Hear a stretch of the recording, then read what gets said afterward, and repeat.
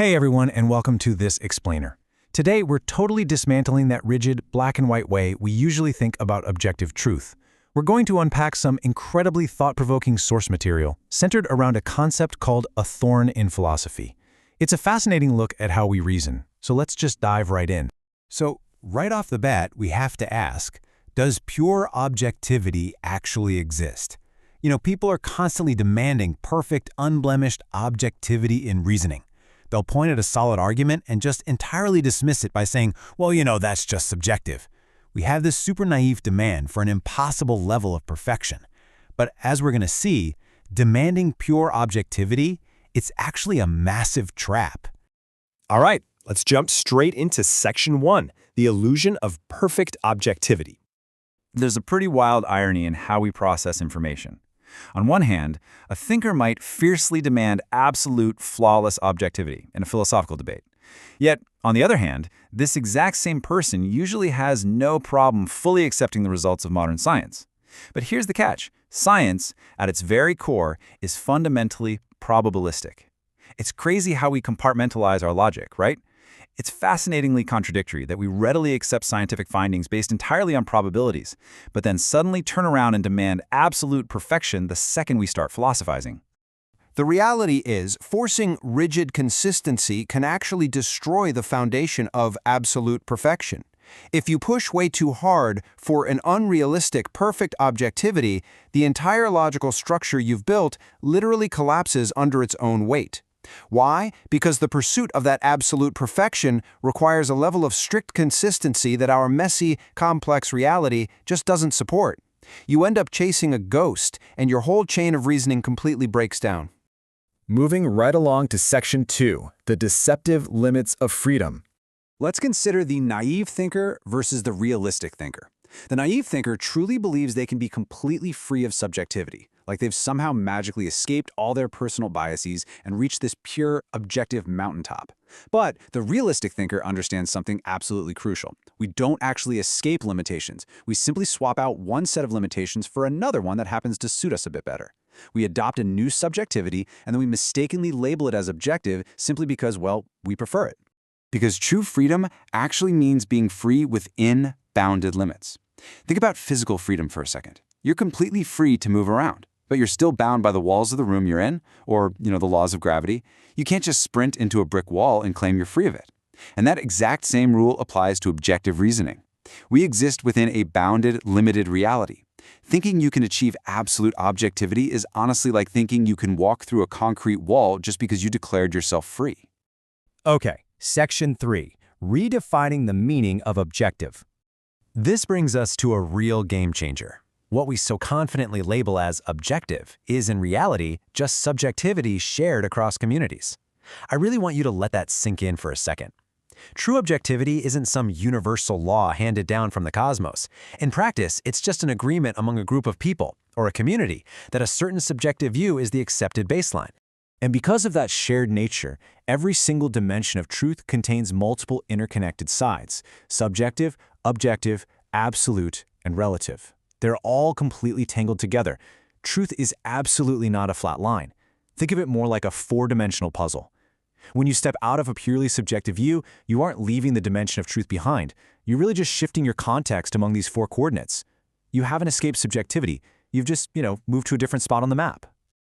Which leads us perfectly into Section 4, why AI robots struggle. Our source material points out a highly relevant observation for today's world. Even at this point, robots struggle to understand it, balancing the subjective with the objective, and really grasping the concrete hierarchy of reality. This is not as simple as counting 1, 2, 3. It requires serious, nuanced human effort. Right now, AI is completely overwhelmed by this level of grounded, philosophical reasoning. Navigating these bounded limits of truth is a uniquely human capacity.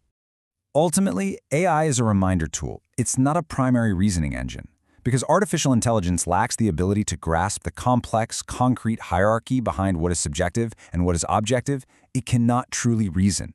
This is exactly why you can't just plug a deep moral dilemma into a language model and expect an airtight, perfectly objective answer.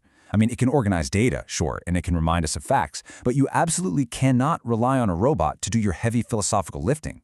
True reasoning requires an understanding of human context that algorithms literally just do not possess. Let's head into our final part, Section 5, Avoiding Abstract Logic Thorns. So, what are these logic thorns that repeatedly cause well-meaning truth seekers to stumble? First up is unrecognized subjectivity. That's thinking you're completely unbiased when you definitely aren't. Then there's misunderstood relativity, the trap of thinking everything is equally meaningless. And finally, false objectivity, which is just labeling your preferred bias as absolute truth. This is a highly critical zone, folks. It's a landscape filled with traps where champions of truth fall down over and over again simply because they oversimplify these incredibly complex concepts. So, how do we actually navigate these thorns without getting stuck? Well, step 1 is the critical observation of our own self-deception.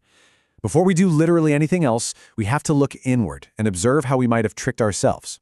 And step 2 is critical validation before accusing others. Way too often, we rush to point the finger and accuse someone else of a major error in logic, completely unaware that we ourselves are already tangled up in the thorns of our own unrecognized subjectivity. So we're essentially faced with two paths here. You can try to build complex rules on fragile, abstract foundations, but if your base completely ignores the messy reality of how subjectivity and objectivity intertwine, your philosophy is fragile and, honestly, it's going to shatter. Instead, we have to build like a pyramid, grounding our philosophy in a concrete hierarchy. This requires acknowledging that human perception is actually part of the equation, not some glitch to be completely eradicated. You just cannot draw a hard line, declare this is subjective, that is objective, and magically forget the complex reality that binds the whole shebang together. All of this leaves us with a final, lingering question. Is your philosophy no longer just abstract? Are you actually doing the work to make it realistic so you can truly reason with what is subjective and objective? Don't let your reasoning just float away into pure abstraction. Keep it grounded. Recognize the boundaries of your own logic, and seriously, watch out for those thorns. Thank you so much for joining me for this explainer. Keep questioning, keep learning, and I'll see you next time. Hello, everyone, and welcome to This Explainer. Today, we're diving headfirst into a concept that's, well, it's pretty mind-bending. It's all about the dimensions of reality. We're going to break down some seriously complex philosophical ideas about how we actually experience the world, but we're doing it in a way that's structured, fun, and totally applicable to your everyday life. I mean, if you've ever found yourself just tangled up in knots during a debate with a friend over what's true, what's just an opinion, or what's an absolute fact, then you are in the exact right place. Let's make some sense of reality together, shall we? Okay, let's jump right into this. Have you ever confused the terms relative and subjective? Seriously, think about it. Most of us do, right? We do it literally all the time. But here's the thing. Misunderstanding these two distinct concepts creates massive confusion in how we interact with the world and, honestly, with each other. So to clear up this super common misunderstanding, I want to invite you to take a seat at our conceptual dining table. Section 1, the 4 pillars and the dining table analogy. Let's set the scene. So, the source material we're looking at today introduces this absolutely brilliant framework. It basically argues that any interaction we have with reality involves 4 distinct dimensions. Think of them like the 4 pillars of reality. And to really wrap our heads around how they work together, we're going to imagine a massive, grand feast. Let's start with the first pillar, the absolute. Now, the absolute dimension is the furthest, totally unchangeable boundary of reality. It's the fixed foundation where all of our interactions actually take place. Going back to our feast analogy, the absolute is the physical table itself. You can't argue with the table, you definitely can't eat the table, it's solid, it's there, and it provides this unmoving, inescapable setting that just grounds everything else we're about to experience. Now, moving from the table to the actual food, we hit our second pillar, the relative.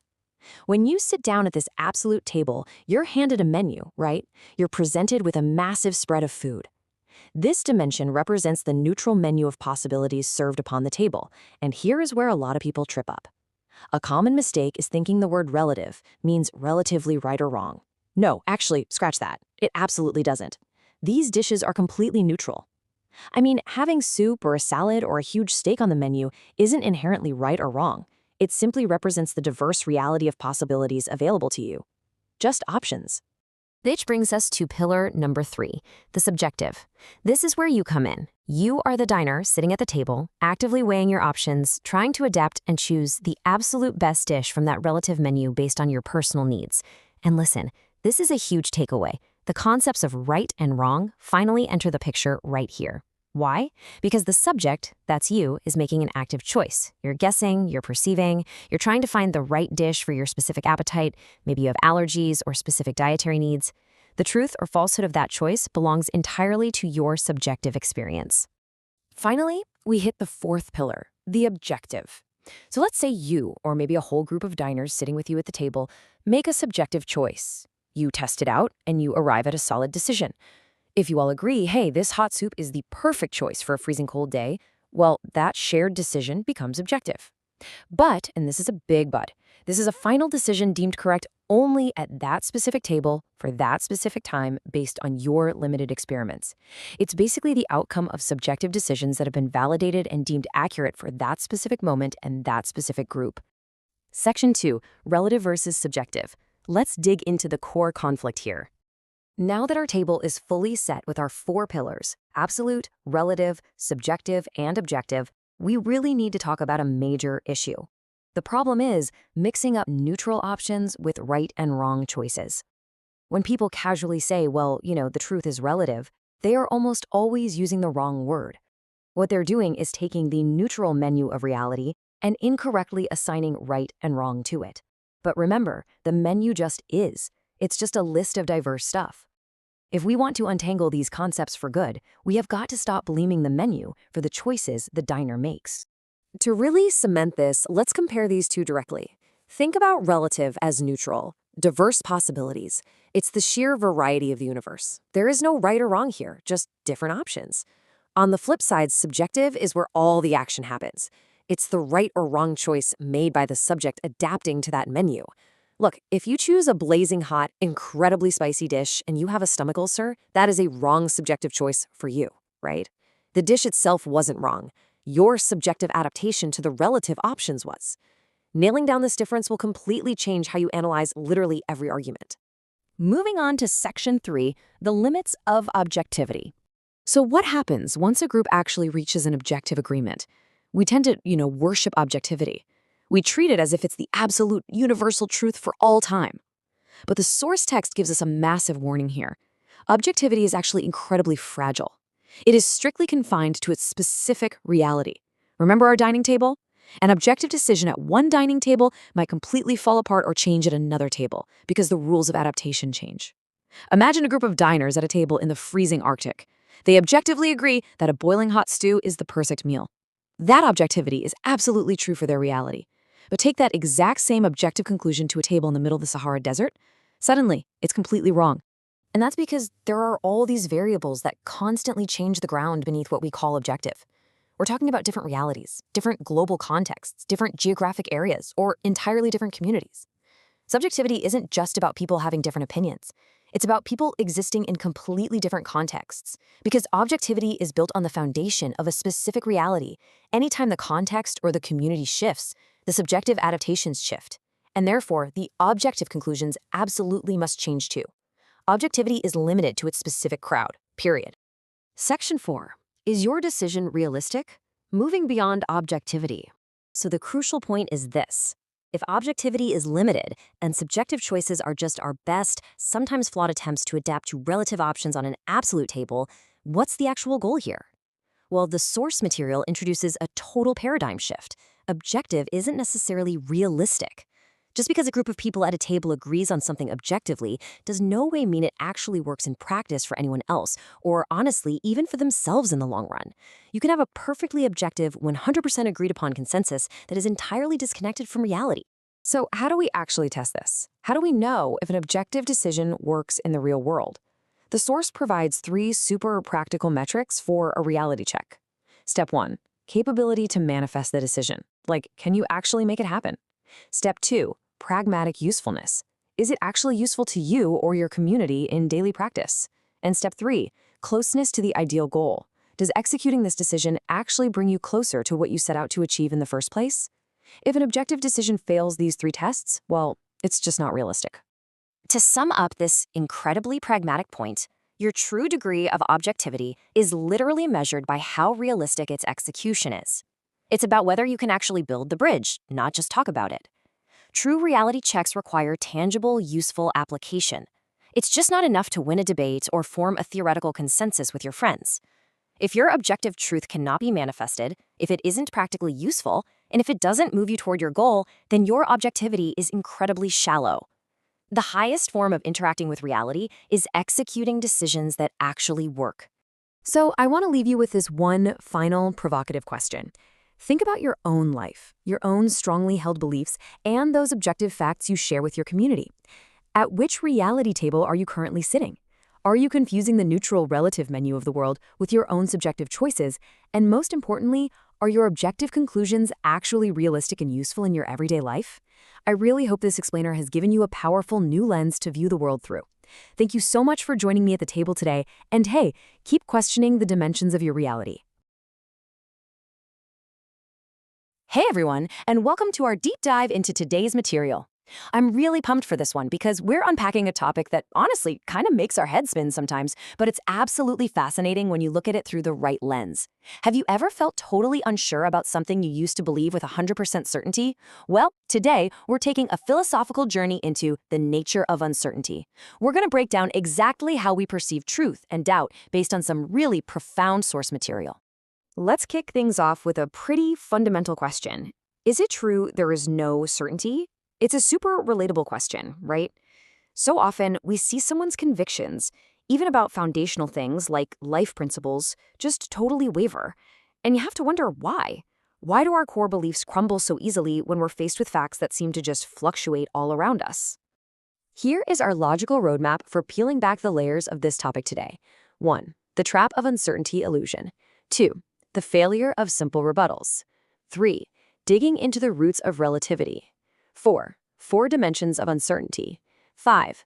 Uncertain doesn't mean collapsed. And finally, 6. Conclusion, not yet certain. Let's jump right into Section 1, the trap of uncertainty illusion. So, how exactly do we lose our convictions? It's usually not because we lost some grand rational argument. Nope. The illusion actually starts when our perspectives get a little twisted, and sudden doubt just sneaks in. We start getting totally confused by concepts like relative and subjective. When we see circumstances changing or facts fluctuating, we mistakenly think that means there's a complete lack of consistency. And that brings us to this completely false, paralyzing conclusion that inconsistent facts equal no certainty at all.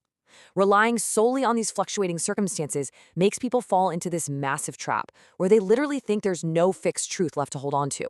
It's this huge logical leap, and we're going to see why. Which brings us to Section 2, the failure of simple rebuttals. You've probably heard this classic comeback before. Someone says, "Nothing is certain," and then someone else smugly replies, "Hold on, by saying there's no certainty, you're actually asserting the certainty of uncertainty itself." It's a classic logical trap from our source material. And yeah, technically, this argument closes the logical gap. But here's the crucial point. While that simple rebuttal might be logically sound, let's be real, does it actually help? Our text highlights that this kind of comeback is incredibly dry, totally uninformative, and just leaves things ambiguous. It doesn't give you any true philosophical enlightenment or comfort when you're genuinely wrestling with doubt. We need something way more solid than just a clever word game. Let's shift our paradigm entirely in Section 3, digging into the roots of relativity. This is such a brilliant analogy to anchor our understanding. Think about fire. Fire always burns. People fall into the trap of thinking there's no certainty because they only look at the different superficial outcomes. But what they don't realize is that certainty doesn't lie in the subjective results. It lies in the underlying system, the fundamental laws of nature that control those circumstances. The surface-level facts might change, but the underlying system, like fire's consistent nature to burn, that is your certainty. And this leads us to a really sharp definition of subjectivity. The text gives us this incredible insight when we try to step out of our subjectivity. Don't trick yourself into thinking you've suddenly jumped into some vacuum of pure objectivity. No way. You're actually just shifting into a different subjectivity. Why? Because every single interaction is anchored to an absolute foundation. So even when we view reality as a wide range of choices, we are all still standing on the exact same absolute limit. Now, let's get analytical in Section 4, 4 dimensions of uncertainty. Let's break uncertainty down into 4 super digestible realms. First up, absolute. Uncertainty here just means a difference in context or regional limits. Second, relative. Uncertainty at this level just means there's a difference in dynamics or diversity. Third, subjective. This is just a difference in how we adapt to situations.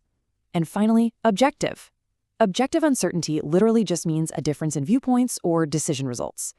Do you see how uncertainty functions safely in each of these specific dimensions without actually destroying the underlying reality? So what's the big takeaway here? It's that reality is incredibly resilient. Our text emphasizes that even when our viewpoints or objectivity differ, the actual, fundamental reality causing that difference doesn't change one bit. Every shift you experience is just a change in your range, the dynamics, or your adaptation. The foundation? It stays completely intact. This brings us directly to Section 5. Uncertain doesn't mean collapsed. Think about this question for a second. If the dimension of reality hasn't collapsed and the value of right and wrong still totally exists within the system, then where exactly is the uncertainty? If the whole system is still intact, what are we actually calling uncertain here? The answer is actually super relieving. Uncertainty simply lives in the space where the right or wrong value hasn't been decided yet. It means there's no direct link between something being relative and it being right or wrong. Uncertainty is purely neutral. It doesn't destroy the truth. It's just sitting in the waiting room. The system hasn't collapsed at all. Let's bring it all together in Section 6, Conclusion, Not Yet Certain. Our source text peels back the absolute deepest layer of the onion here. The true, concrete value of uncertainty isn't just that something is neutrally undecided. Philosophically, if something were truly, genuinely uncertain, it would mean there is absolutely no reality left to be perceived in any way whatsoever. As long as you can still perceive the situation, even if your viewpoint differs from someone else's, the reality is still there, and therefore, the certainty of the system remains. So here is our ultimate paradigm shift. When you're in doubt, saying there is no certainty is just a totally flawed, inaccurate mindset. The much more enlightened, precise mindset that actually aligns with reality is simply stating, this is not yet certain. It's a tiny linguistic shift, but it completely changes our relationship with doubt, from something terrifying to a rational process of observation. To wrap things up, I want to leave you with this provocative thought. How will shifting your mindset from the despair of nothing is certain to the calm objectivity of not yet certain change how you approach your very next moment of doubt? I hope this deep dive has given you a totally new philosophical lens for your daily life. Keep questioning, keep structuring your thoughts, and I'll see you in the next one. Welcome to This Explainer. I want you to picture something for a second. Imagine you're holding a compass, right? But instead of the needle pointing steadily north, it's just spinning wildly, uncontrollably. Or maybe, it's like watching your phone's GPS bounce you across 3 different streets when you're literally just trying to find a coffee shop. Have you ever felt like that in your day-to-day life? Like you're living in a world where absolutely everything feels relative, entirely subjective, and completely directionless? It is an incredibly dizzying feeling. Well, today, we're exploring a pretty profound concept, which is the title of our focus, the moral value of the dimension of reality. Let's figure out how to stop that compass needle from spinning. Okay, let's dive into this. The central question from our source material is this: what exactly is the moral value of uncertainty? Think about it. When the path forward is completely hidden in a thick fog, how do we determine right from wrong? How in the world do we decide which step to take and which to avoid when we don't even really know where we're standing? This is the core dilemma our source material presents. Here is our cognitive map for this explainer. 1. The trap of relativity. 2. Don't abandon the foundation. 3. Redefining uncertainty. 4. The power of independence. And 5. Stepping towards idealism. We are going to shift from total paralysis to actionable idealism. Section 1. The Trap of Relativity. Don't make truth the victim.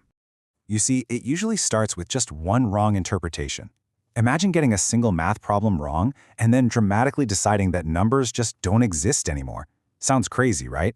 But human nature often leads us to discard an entire concept over a single error. We just throw the baby out with the bathwater. And those flawed decisions create this incredibly dangerous illusion that truth itself just doesn't exist. We end up getting completely trapped in despair. But the text argues that this despair isn't actually caused by a lack of foundational truth in the universe. Nope, it's caused by our own lack of precision. We fail to see how things function, we completely misplace our priorities, and then we just blame reality for being meaningless. Section 2. Don't abandon the foundation. Natural laws remain consistent.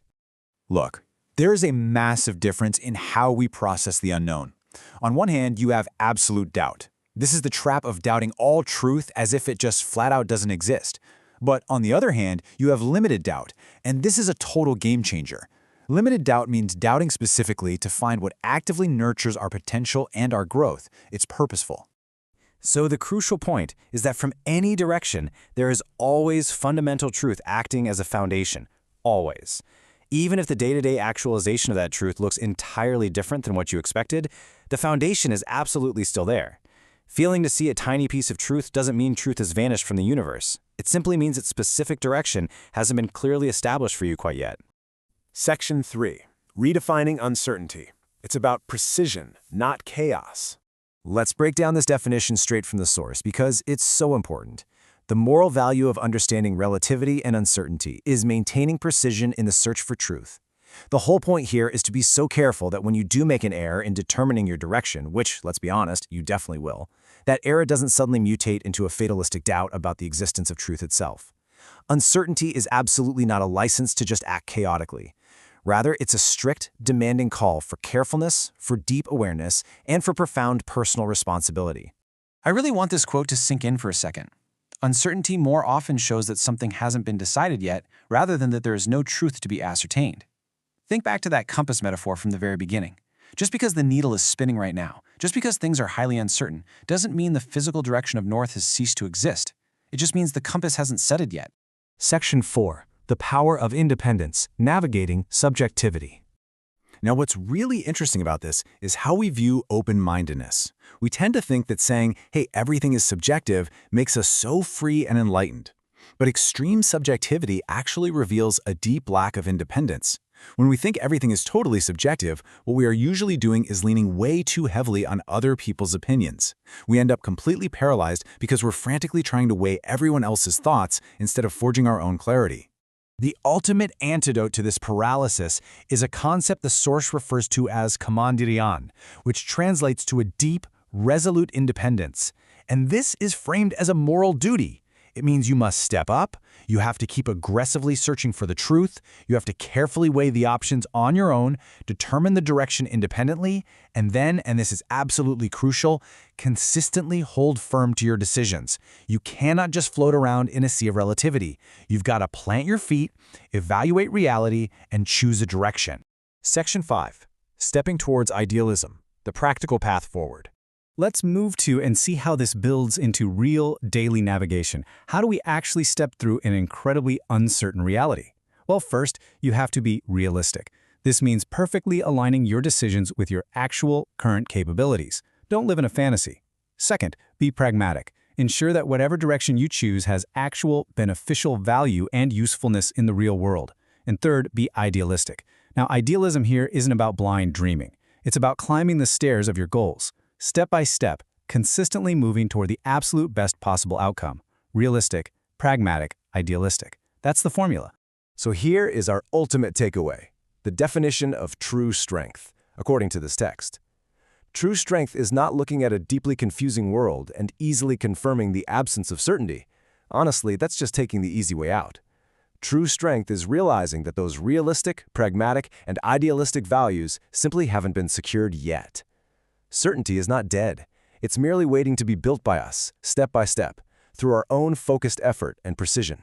Which leaves us with this final, massive thought. In an uncertain world, where the compass needle is wildly spinning, whose direction are you following? Are you just letting the relativity of the crowd dictate your path? Or are you ready to embrace the moral value of reality, completely claim your independence, and forge your own path? The foundation of truth is right there under your feet. It's entirely up to you to take the next step.